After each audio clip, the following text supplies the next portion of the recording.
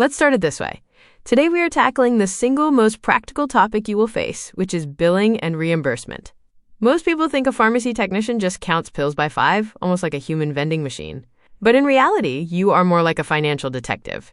You spend 60% of your shift investigating rejected claims, hunting for clues in the patient's profile, and trying to solve the mystery of, why won't the insurance pay for this? Just to make sure the pharmacy keeps the lights on.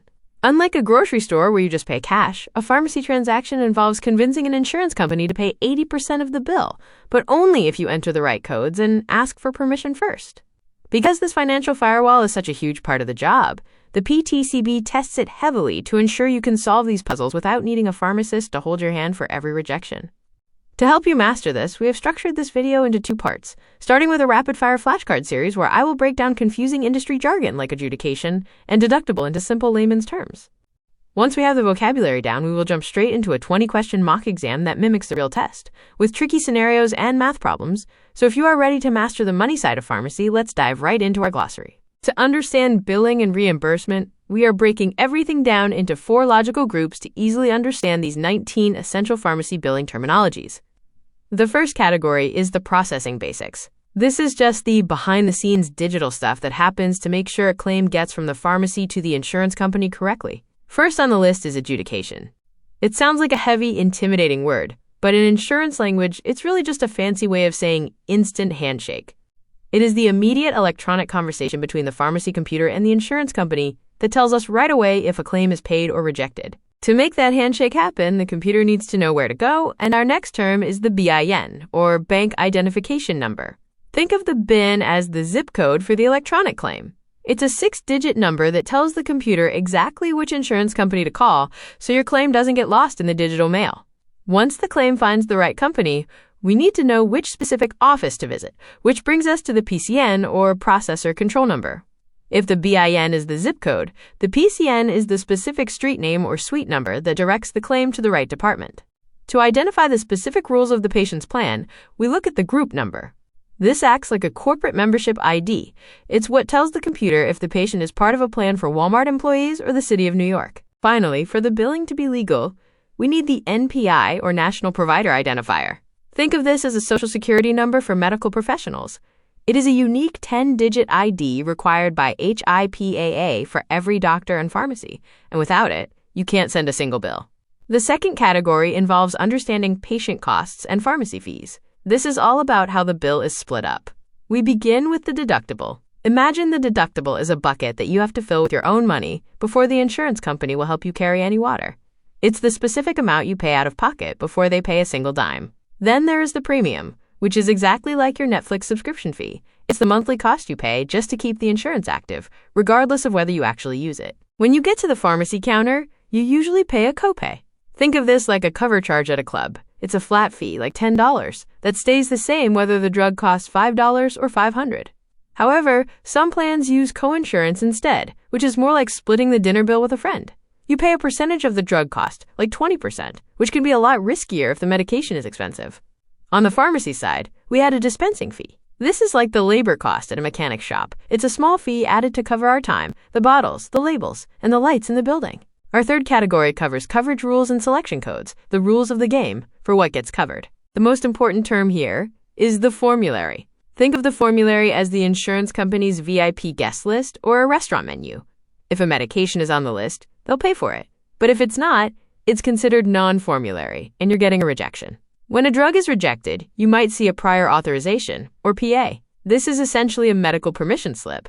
The insurance stops the transaction and says the doctor must explain why this specific expensive drug is a must-have before they'll agree to pay. To explain which version of a drug we actually put in the bottle, we use DAW codes. DAW 0 is the standard default, meaning no preference, so we just gave the generic and moved on. DAW 1 is very specific. It means the doctor wrote brand medically necessary on the script and won't allow a substitution. DAW 2 is when the doctor said a generic is fine, but the patient insisted on the brand name anyway, so we bill it as DAW 2 to let the insurance know it was the patient's choice. The fourth and final category covers the different types of government plans you'll see every day. For Medicare, we distinguish between Part B and Part D. A simple way to remember it is B for body, because it covers medical services and equipment that help you physically, like walkers and wheelchairs. On the flip side, remember D for drugs, because Part D is strictly for the tablets, capsules, and creams you get at the counter. For low-income individuals, we have Medicaid, which is known as the, quote, payer of last resort. This is just a polite way of saying Medicaid is the last person to pay the bill. You must bill every other insurance first. For our military families, there is TRICARE, and finally, for injuries that happen specifically while working, we have workers' compensation. The best part for the patient under workers' compensation is that they usually pay absolutely $0 out of pocket. Now that we have covered all 19 terms across these 4 categories, let's see how much you remember with our 20-question exam-style retention quiz. Let's start with our first question, which sets up a very common real-world scenario. A patient brings in 2 insurance cards, one from their own employer and one from their spouse's employer, and you need to decide which plan should be billed as primary. Is it option A, the patient's own employer plan, option B, the spouse's plan, option C, the plan with the lower copay, or option D, the plan that has been active the longest?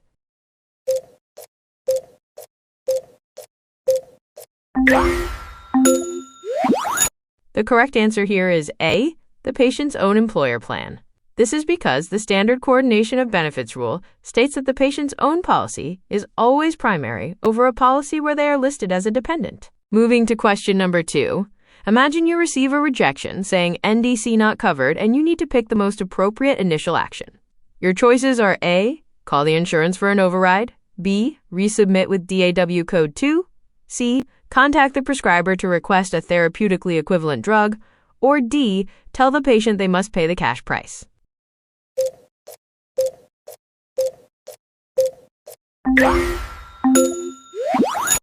The right move is C, contact the prescriber. This rejection simply means the drug is not on the formulary or VIP list, so the standard solution is switching to a similar drug that is covered. Question 3 tests your knowledge of Medicare by asking which part covers durable medical equipment like diabetic test strips. Is it A, Medicare Part A, B, Medicare Part B, C, Medicare Part C, or D, Medicare Part D?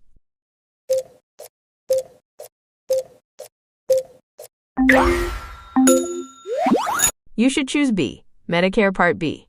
It is important to remember that while Part D is for drugs, Part B is the one that covers medical services and supplies. Our 4th question involves the famous birthday rule, where a mother with a November birthday and a father with a June birthday both have insurance for their child, and you must decide whose plan is primary.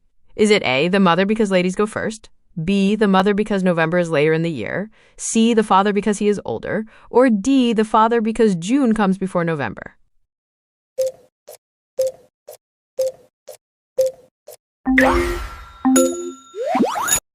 The correct answer is D, the father. This is solely because June comes before November in the calendar year, and remember that the year of birth is completely irrelevant. Next up is question 5 regarding a refill too soon rejection, where the patient claims they are going on vacation. What do you do? Is it A, call the help desk to request a vacation override, B, use override code 05, C, tell the patient to transfer the prescription, or D, ask the pharmacist for an emergency supply?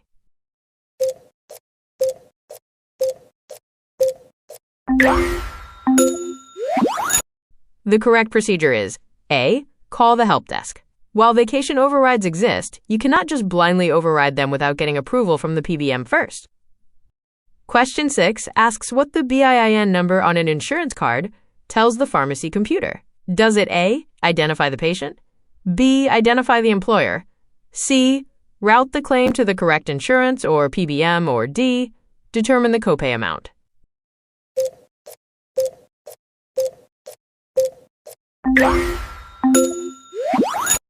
The correct answer is C. The BIN acts just like a digital zip code to route the claim to the correct destination. Let's look at question 7, where a doctor explicitly writes brand name medically necessary on the prescription. Which DAW code do you use? Is it A, DAW0, B, DAW2, C, DAW1, or D, DAW9?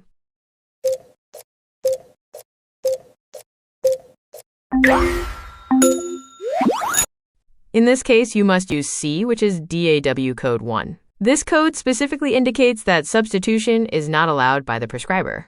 However, for question 8, let's flip the script. If the doctor allows substitution but the patient demands the brand name because they prefer it, which code is it? A, DAW2, B, DAW1, C, DAW0, or D, DAW5?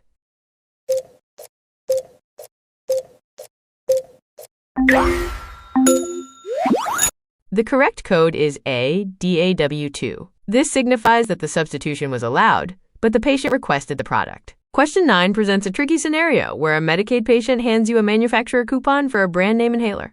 Do you A, process it as secondary, B, process it as primary, C, call the doctor, or D, reject it?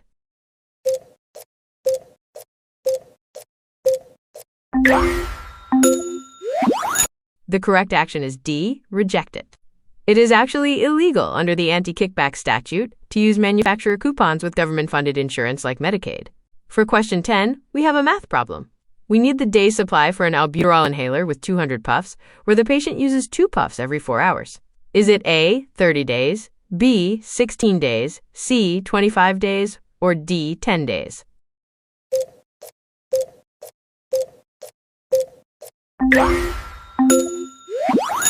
The answer is B, 16 days. If you use 2 puffs 6 times a day, that equals 12 puffs daily, and 200 divided by 12 is roughly 16.6, so we round down to 16 for safety. Question 11 asks, which ID specifically identifies the drug, including its manufacturer, strength, and package size? Is it A, the DEA number, B, the NPI, C, the BIN, or D, the NDC?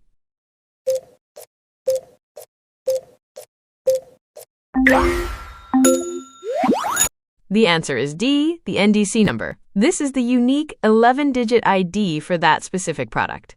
Moving on to question 12. If a patient is injured at work and brings a prescription for pain medication, who do you bill? A, workers' compensation, B, private insurance, C, Medicare Part B, or D, the patient directly?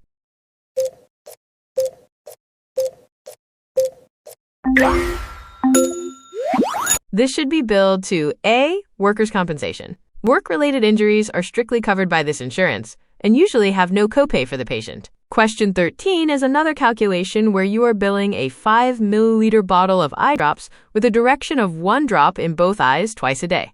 Is the day's supply A, 15 days, B, 30 days, C, 25 days, or D, 50 days?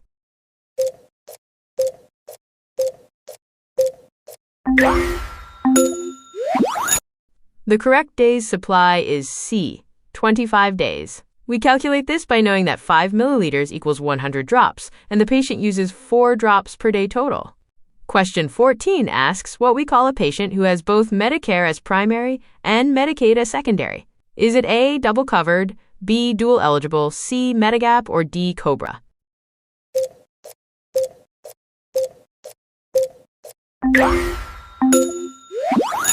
This patient is specifically known as B, dual eligible. This is the industry term for someone qualifying for both federal and state aid. Next is question 15, which asks what the term payer of last resort refers to. Is it A, Medicare, B, TRICARE, C, Blue Cross, or D, Medicaid?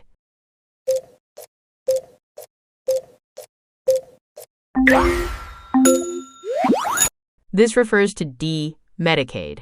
By law, Medicaid must be billed only after all other insurances have paid or rejected. Question 16 is a simple check asking which of the following is not a valid reason for a claim rejection. Is it A, patient is nice, B, refill too soon, C, prior auth required, or D, plan limitations exceeded?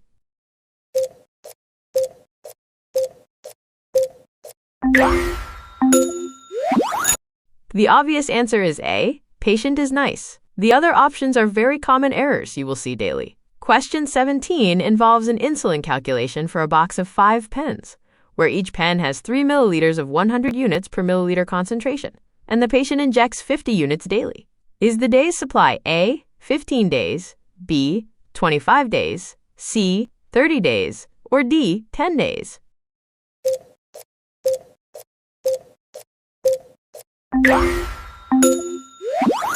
The answer is C, 30 days. The total volume is 15 milliliters containing 1,500 units, and 1,500 divided by 50 units a day equals exactly 30 days. Question 18 asks for the main difference between an HMO and a PPO. Is it A, PPO is free, B, HMO requires referrals and networks, C, HMO is for the elderly only, or D, PPO requires a primary care physician?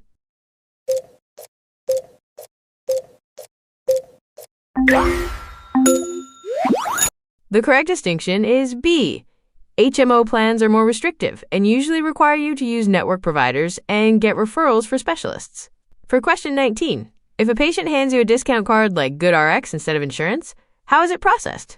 A, as secondary insurance, B, as government insurance, C, the patient pays the copay only, or D, as primary where the patient pays 100%.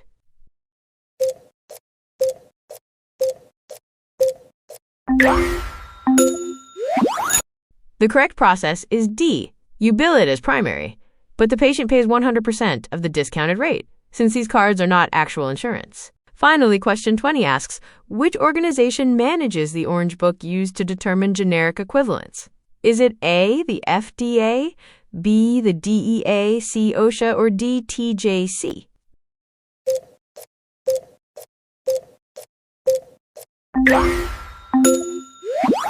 The correct answer is A, the FDA. They publish the approved drug products with therapeutic equivalence evaluations, which we call the Orange Book. That brings us to the end of our billing and reimbursement deep dive.